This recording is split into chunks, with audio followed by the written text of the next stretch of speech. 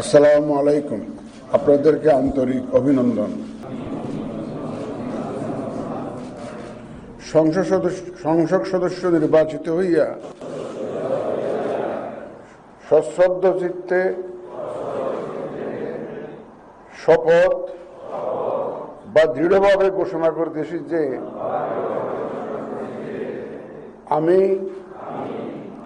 যে কর্তব্যভার গ্রহণ করিতে যাইতেছি তাহা আইন অনুযায়ী ও বিশ্বস্তার সহিত